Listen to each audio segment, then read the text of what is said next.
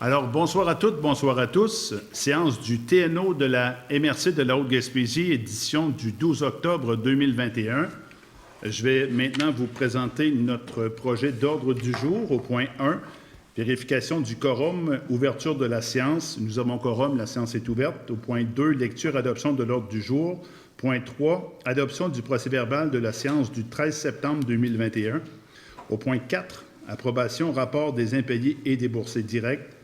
Point 5.1, contrat de déneigement, route Saint-Joseph-des-Monts. Le point 5.2 est reporté. Par la suite, au point 7, période de questions. Et en 8, levée de la séance. Alors, qui propose l'ordre du jour? Simon. Simon, merci. Au point 3, adoption du procès-verbal de la séance du 13 septembre 2021. Qui propose? Claude, merci. Approbation, rapport des impayés et déboursés directs.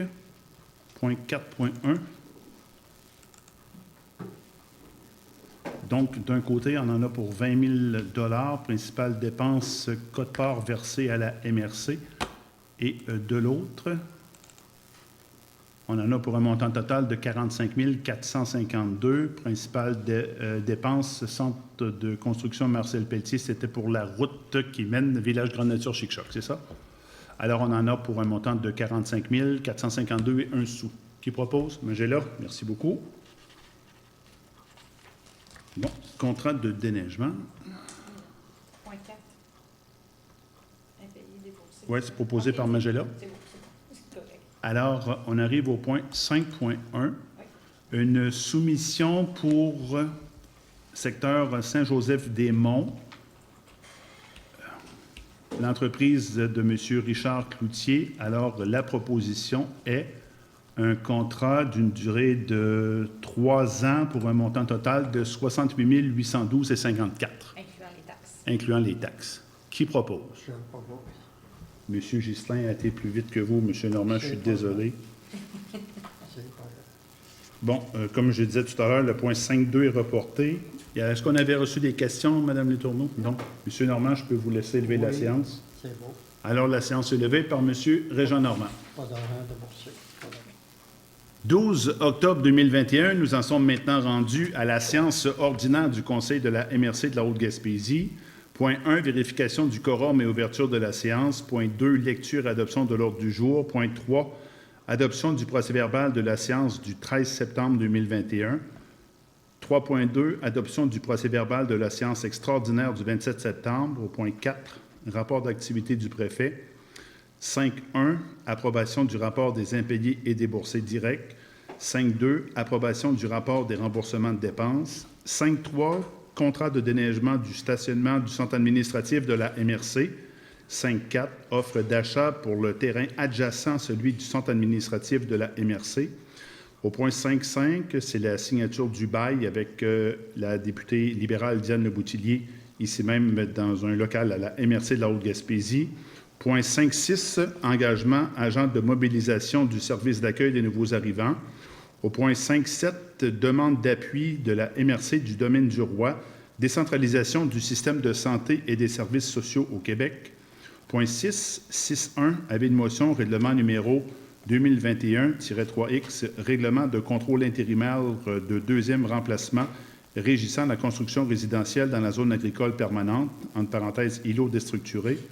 6.2, avis de motion, règlement numéro 2021-395, règlement modifiant le règlement numéro 87-36, schéma d'aménagement de la MRC de la Haute-Gaspésie relatif à la protection des rives, du littoral et des plaines inondables.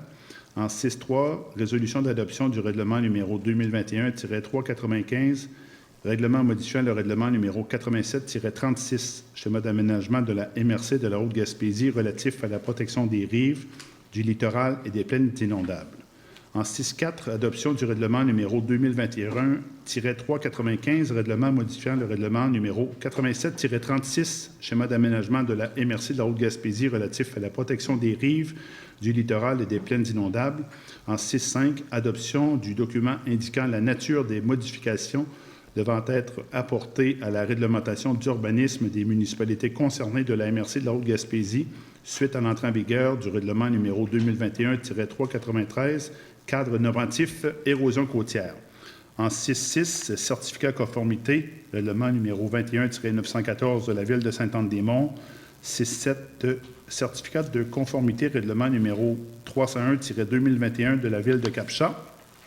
Au point 7, 7.1, signature de l'avenant 1 à la Convention d'aide financière du réseau Accès Entreprises Québec 2021-2025. En 7.2, demande de prolongation de la Convention d'aide financière phare, soutenir la lutte contre la pauvreté et l'exclusion sociale et dynamiser l'occupation et la vitalité du territoire. En 7.3, approbation de la reddition de compte pour l'action récupération alimentaire Haute-Gaspésie du protocole 2020-57-2 et addenda. Point 8, sécurité.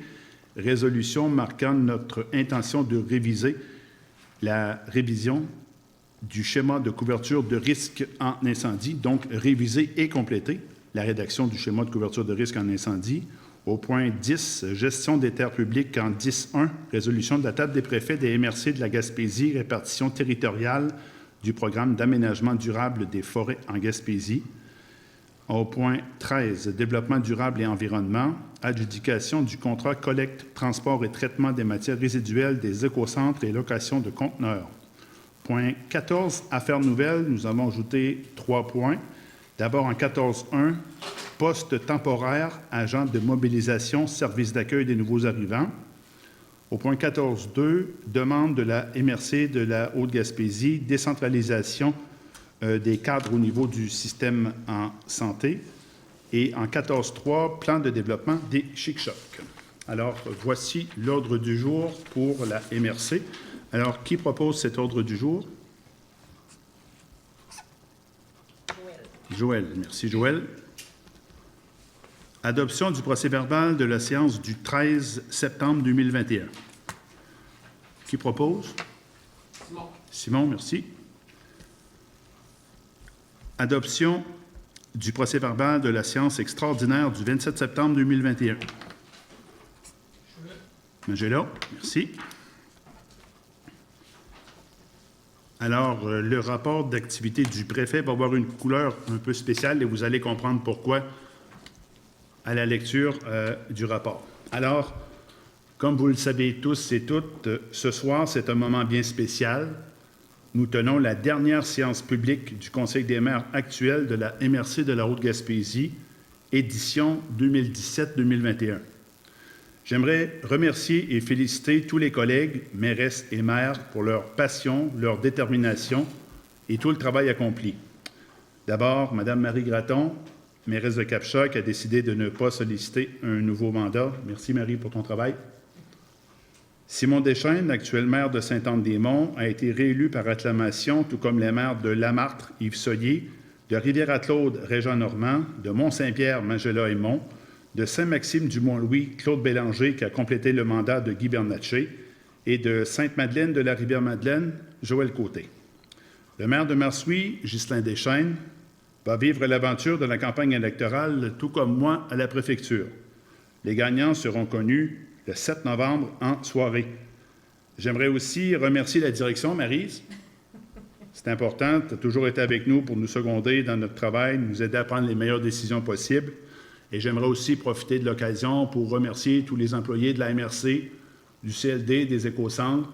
Merci aussi à notre ami Jean-Simon, directeur général adjoint, qui ne compte pas ses heures pour nous aider aussi dans notre travail. Alors, merci à tous, chers collègues, et Ghislain et à moi-même. On va souhaiter la meilleure des chances pour les élections du 7 novembre prochain.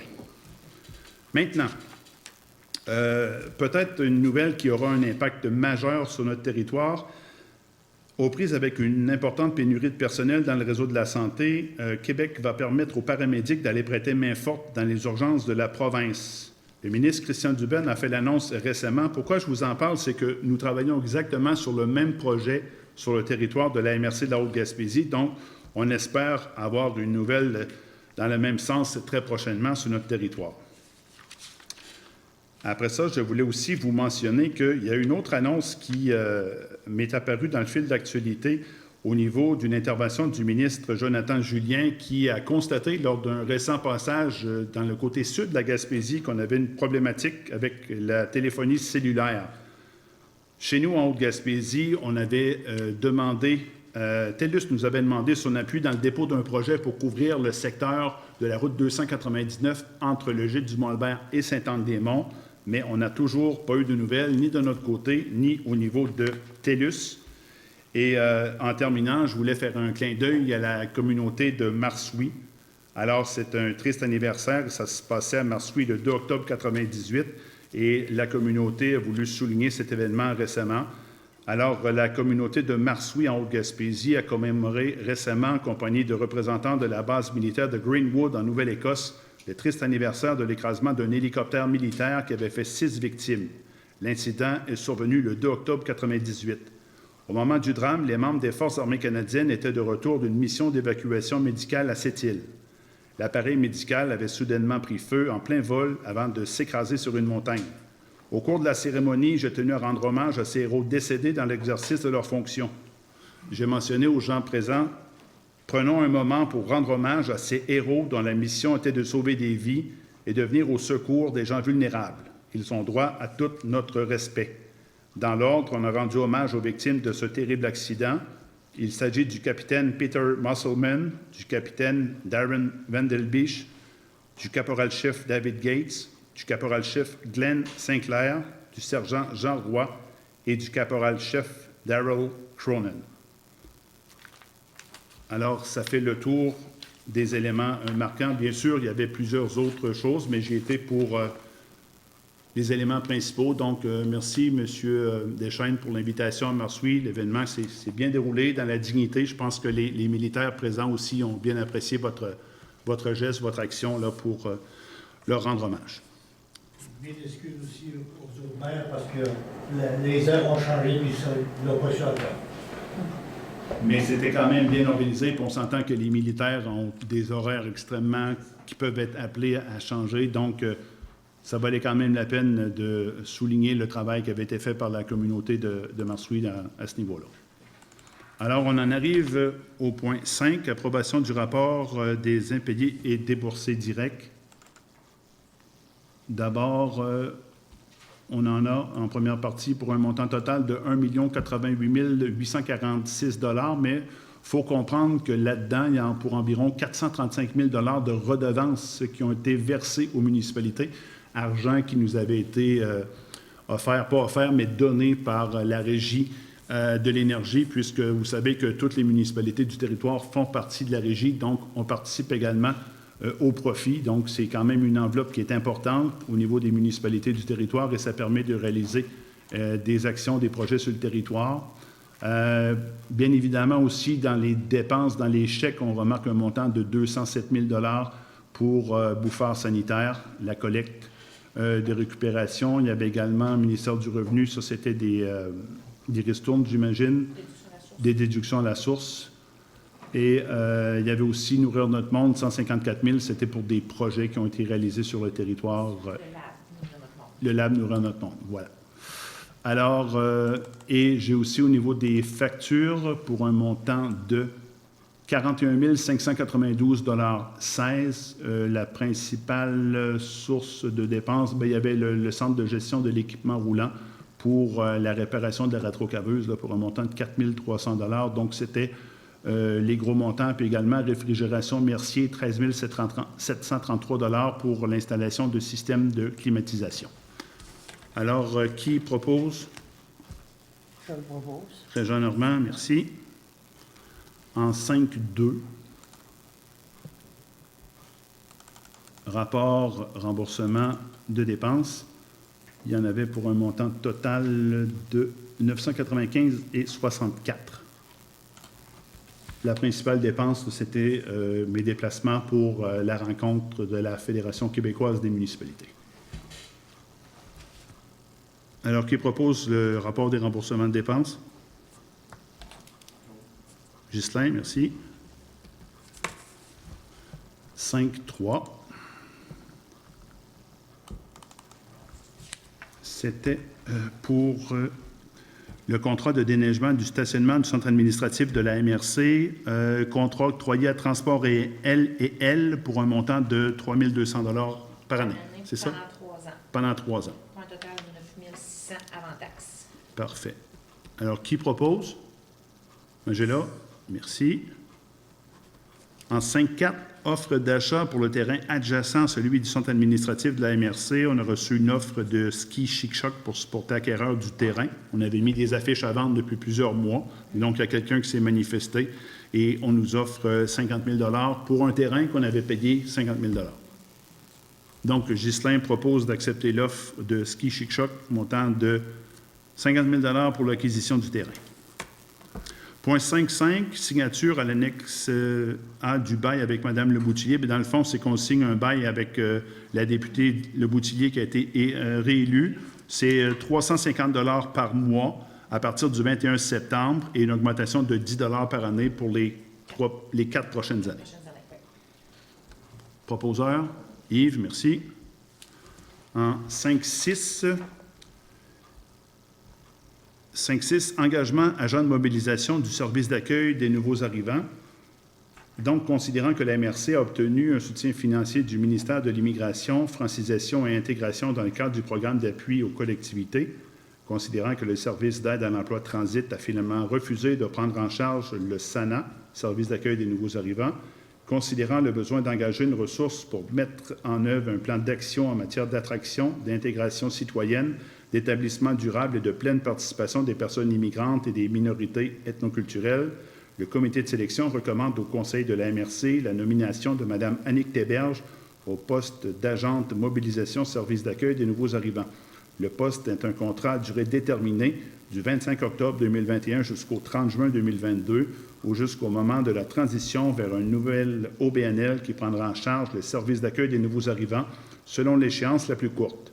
Compte tenu que Mme Théberge occupe présentement le poste d'agente de migration Place aux Jeunes, Haute-Gaspésie, jusqu'au retour du congé parental de Pascal Landry, les heures travaillées seront variables jusqu'en janvier 2022 et des 35 heures par semaine au retour de Mme Landry.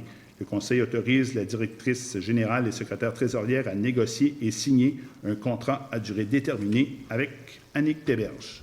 Donc, j'ai besoin d'un proposeur. Marie. Merci. Demande d'appui MRC du domaine du roi, décentralisation du système de santé et des services sociaux au Québec. On va du même coup là, traiter la demande de 14.2 au niveau de la MRC de la Haute-Gaspésie parce que nous allons également faire la demande. Donc, c'est par M. Magellan. Dans le fond, ce qu'on demande, c'est d'avoir des personnes décisionnelles.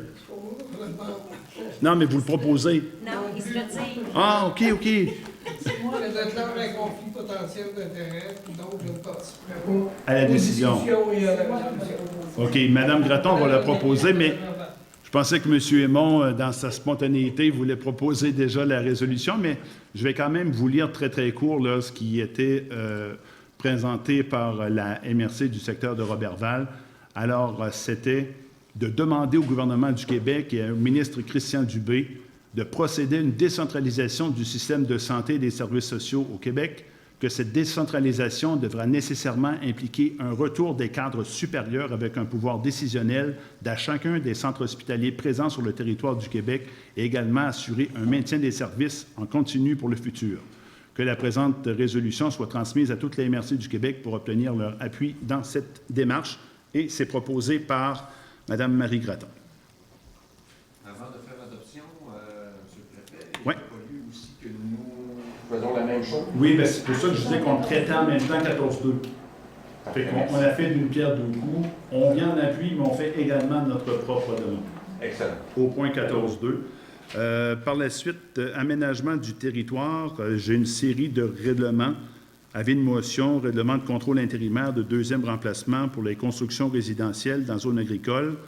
Également, schéma d'aménagement de la MRC de la Haute-Gaspésie relatif à la protection des rives du littoral et des plaines.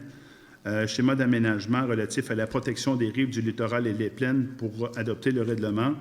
Également, l'adoption du règlement modifiant le règlement numéro 8736, schéma d'aménagement de la MRC de la Haute-Gaspésie relatif à la protection des rives du littoral et des plaines inondables.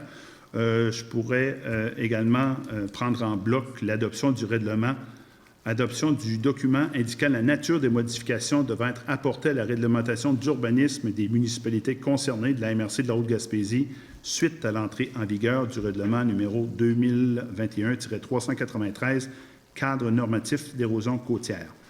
On a déjà demandé là, à ce que des professionnels du gouvernement viennent nous expliquer et expliquer la population les tenants et aboutissants de l'entrée en vigueur, justement, de ce nouveau cadre normatif au niveau de l'érosion côtière. Donc, je pourrais prendre un proposeur en bloc pour les points 6.1 à 6.5. Propose Simon. Simon, merci. Au point 6.6.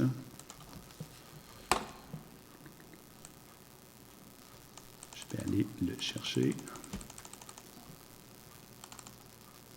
Bon, alors, Ville de Saint-Anne-des-Monts, modification du règlement de zonage. La modification du règlement de zonage vise à modifier la zone mixte M.36 correspondant au plan d'aménagement d'ensemble PAE en créant 2 nouvelles zones, en même une partie de la zone mixte et une partie de la zone résidentielle RA5. Le plan d'aménagement d'ensemble sera agrandi et constitué de 3 zones distinctes afin de réaliser les aménagements prévus et permettre l'usage, logement intégré à un commerce du groupe 1 dans la zone commerciale. Alors, cette modification du règlement de zonage ne va pas en compte des objectifs du schéma d'aménagement et des dispositions du document complémentaire.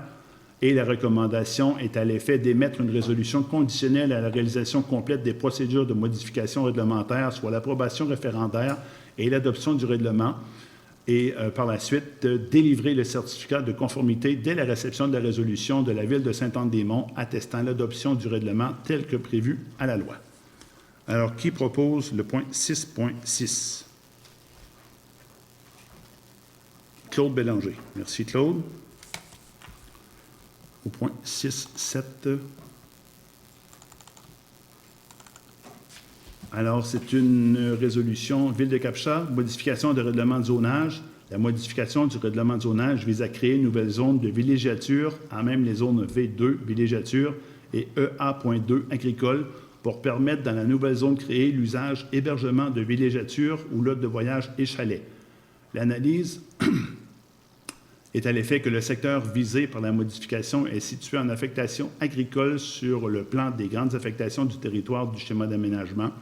Au schéma, l'affectation agricole est définie comme étant un secteur correspondant à la zone agricole décrétée par la loi zone verte. Le gouvernement a révisé les limites de la zone agricole en 1991 et a retiré certains secteurs. Toutefois, le plan des grandes affectations du territoire du schéma n'a pas été modifié pour mettre à jour l'affectation agricole suite aux changements apportés par la révision de la zone agricole. Ce qui fait que si cette correction avait été faite, les zones modifiées par le règlement numéro 301-2021 ne seraient pas situées en affectation agricole au schéma. Actuellement, le schéma prévoit que dans l'affectation agricole, la prédominance sera accordée aux activités agricoles et que les usages reliés à la transformation des ressources, les usages récréotouristiques et d'utilité publique pourraient être permis. Le schéma ne contient pas de définition pour préciser les usages permettant ainsi d'attribuer un sens large aux termes et aux municipalités, de les préciser dans leur réglementation. Ainsi, l'usage projeté par la modification réglementaire hébergement de villégiature pourrait être considéré comme un usage récréotouristique au sens du schéma d'aménagement. La recommandation est à l'effet de, en fonction des informations contenues au schéma et dans la mesure où les objectifs du schéma ne seraient pas compromis moyennant que l'usage hébergement de villégiature soit considéré comme un usage récréotouristique permis en affectation agricole, la conformité pourrait être accordée. Alors, j'ai besoin d'un proposeur pour le certificat de conformité. Magella. Merci.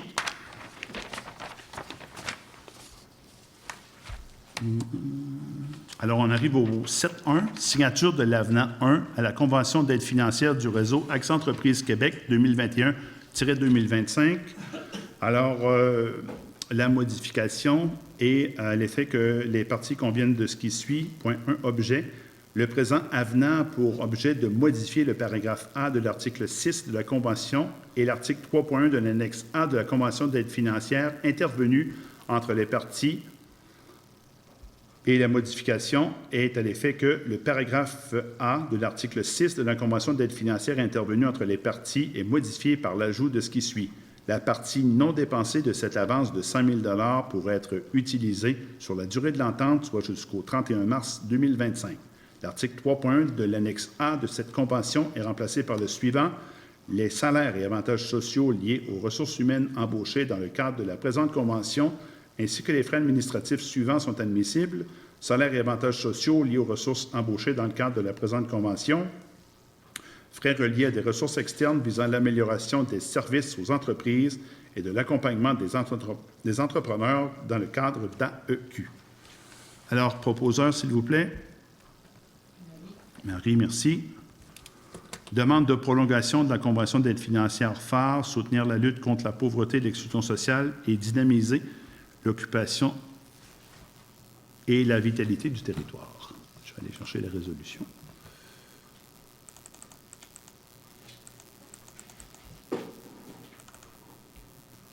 Alors, demande de prolongation de la Convention d'aide financière phare, projet qui consiste à répondre aux besoins d'accompagnement des milieux afin de faire face aux enjeux importants rattachés au vieillissement de la population gaspésienne.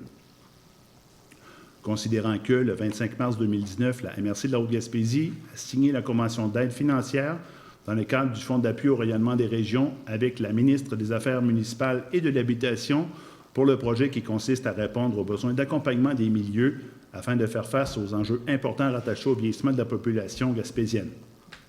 Considérant que le 31 décembre 2021 est la fin du projet, considérant que l'efficacité de la mobilisation a été affectée par la COVID-19, forçant l'utilisation des technologies afin de conduire les rencontres en virtuel, considérant que cette situation a amené une période d'adaptation et d'apprentissage des outils technologiques, considérant que les ressources responsables de ce projet étaient absentes pour des raisons personnelles entre les mois d'avril et de juin 2021, totalisant 3 mois, considérant que cette ressource a quitté ses fonctions au terme de son absence prolongée, considérant qu'à la fin de juin 2021, le poste laissé vacant a fait l'objet d'une période de recrutement et de transition entre juillet et août 2021, ce qui a retardé le processus d'un autre 2 mois supplémentaires.